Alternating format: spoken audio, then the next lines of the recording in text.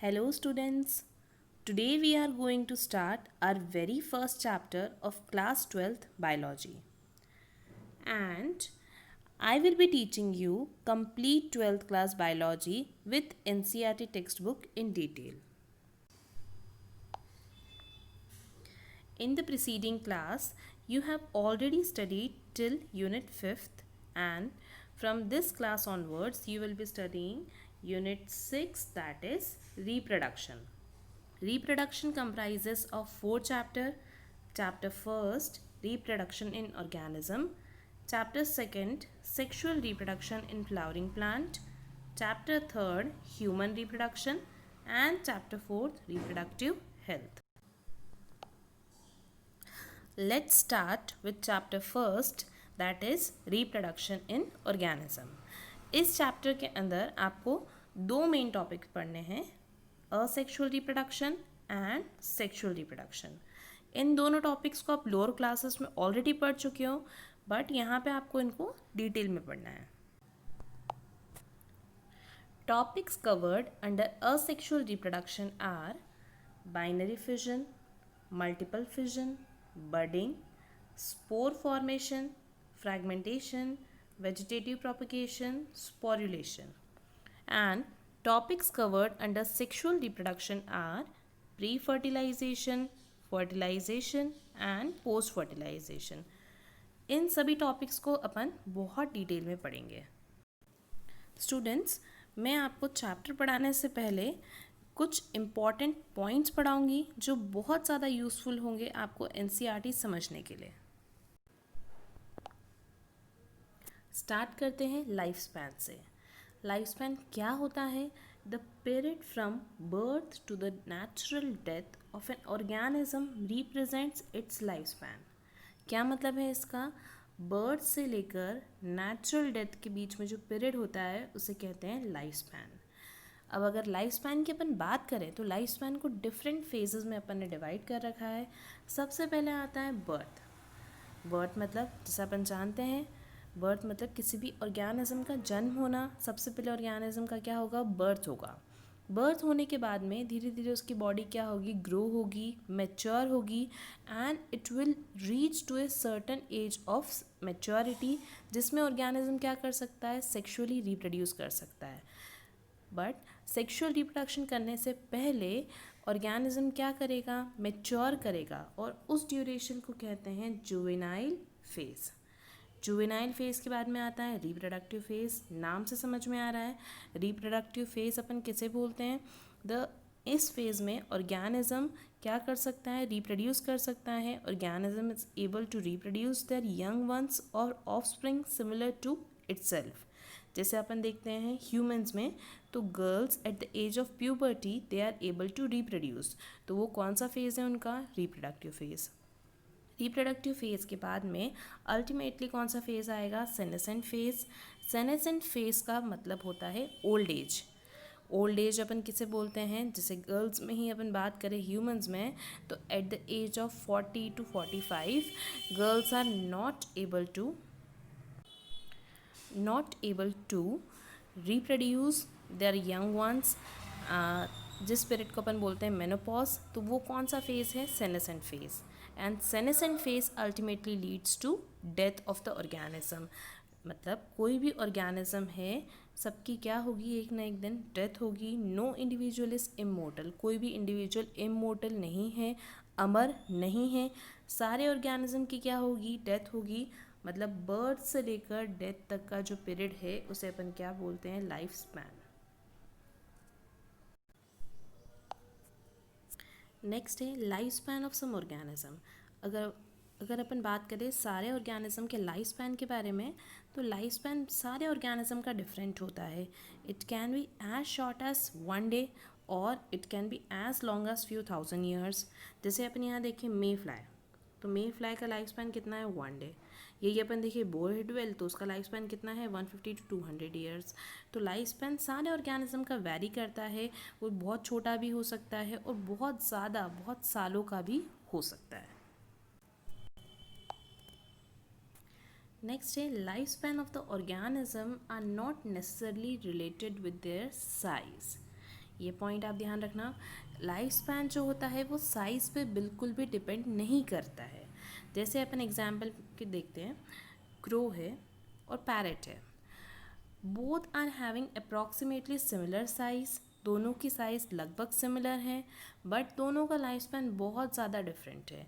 Crow का अगर अपन life span देखें तो it is having the life span of 15 years, और यहीं पैरेट का लाइफ स्पैन देखें तो it is having approximately 140 years. तो दोनों का लाइफ स्पैन क्या है, बहुत ही ज़्यादा डिफरेंट है, even though they are having the same size.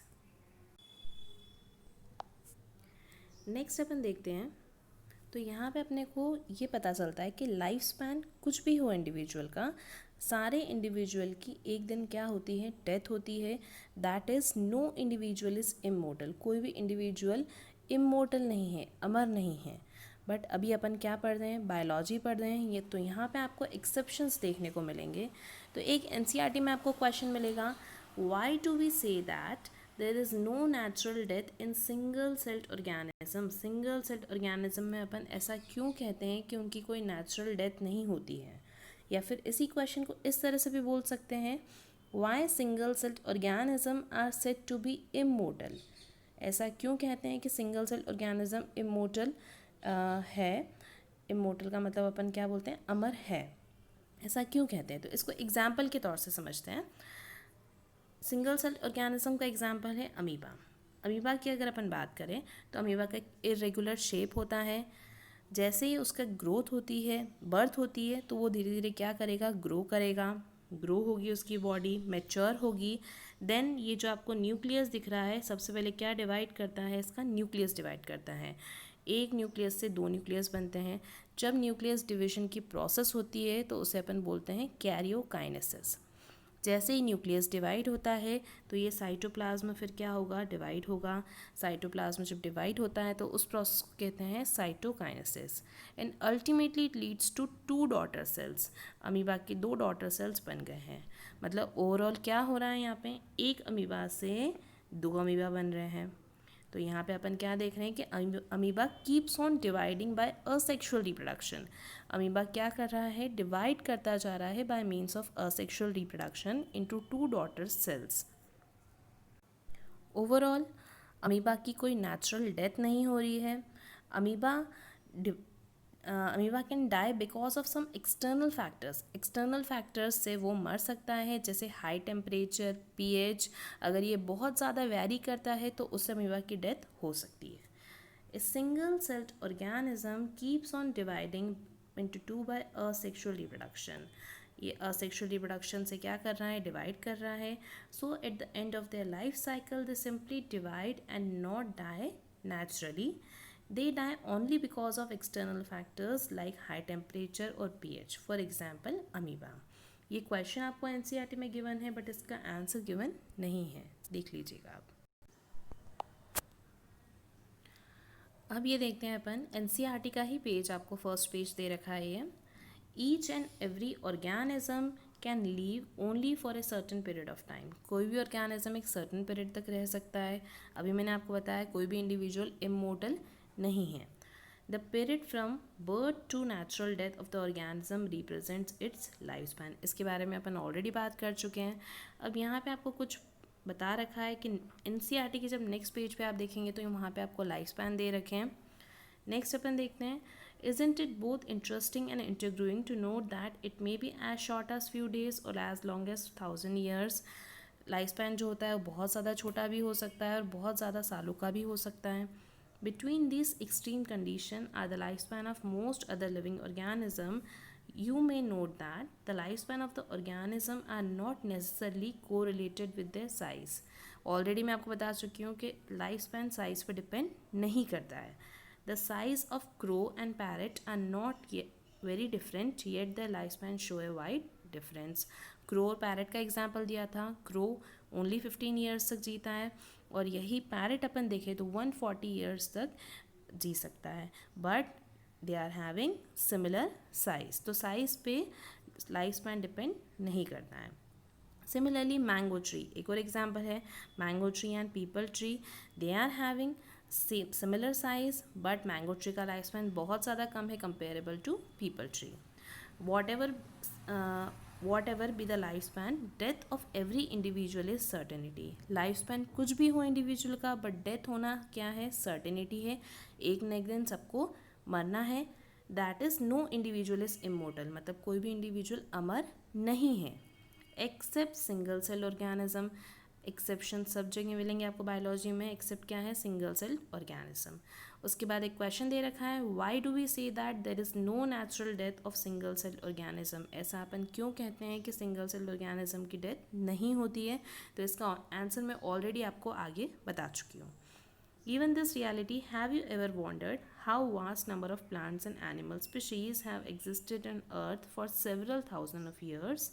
There must be some process in living organism that ensures this continuity. बहुत सारे ऑर्गेनिज्म बहुत सालों से इस अर्थ पे रह रहे हैं. They are able to proceed their life. तो वो किस वजह से पॉसिबल है? Because of the process we are talking now, that is reproduction. Next page पे आपको कुछ लाइफ स्पैन बता रखे हैं. ये अप्रॉक्सीमेट लाइफ स्पैन बता रखे हैं, और जहाँ पे ब्लैंक स्पेसेस दे रखा है आपको, उसके मैं ऑलरेडी लाइफ स्पैन आपको बता चुकी हूँ. अब यहाँ पे अप्रॉक्सीमेट लाइफ स्पैन बता रखे हैं. इसका क्या मतलब है कि ये लाइफ स्पैन ऐसा नहीं है कि बिल्कुल फिक्स है. It can very on their breeds. अब जैसे डॉग की बात करें अपन, तो डॉग में बहुत सारी ब्रीड्स होती है, तो ऐसा नहीं इसका लाइफ स्पैन फिक्स है. ये लाइफ स्पैन थोड़ा बहुत क्या हो सकता है, वेरी कर सकता है, चेंज कर सकता है according to their breed. Next अपन देखते हैं रिप्रोडक्शन. अब रिप्रोडक्शन होता क्या है, what is mean by reproduction. तो डेफिनेशन उसकी क्या है, reproduction is defined as biological process. ये एक बायोलॉजिकल प्रोसेस है in which an organism give rise to young one similar to itself. क्या मतलब है इसका, कि जो नए ऑर्गेनिज्म प्रोड्यूस होंगे they will be similar to itself. Similar to itself मतलब वो सिमिलर होंगे उनके पेरेंट्स के. मतलब एक अगर अपन डॉग की बात करें, तो dog will be able to reproduce dog. मतलब डॉग जो है वो दूसरे डॉग की तरह ही दिखेगा. ऐसा नहीं है कि उसके कैरेक्टर कैट के जैसे होंगे या किसी दूसरे इंडिविजुअल या दूसरे ऑर्गेनिज्म के जैसे होंगे. नेक्स्ट अपन देखते हैं, the organism habitats, its internal physiology and several other factor are collectively responsible for how it reproduce.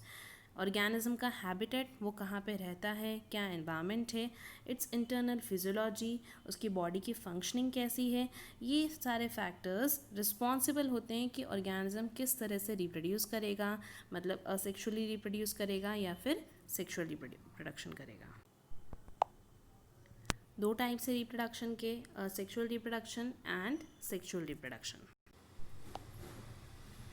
पहले अपन देखते हैं asexual reproduction. When offspring produced by a single parent with or without the involvement of gamete formation.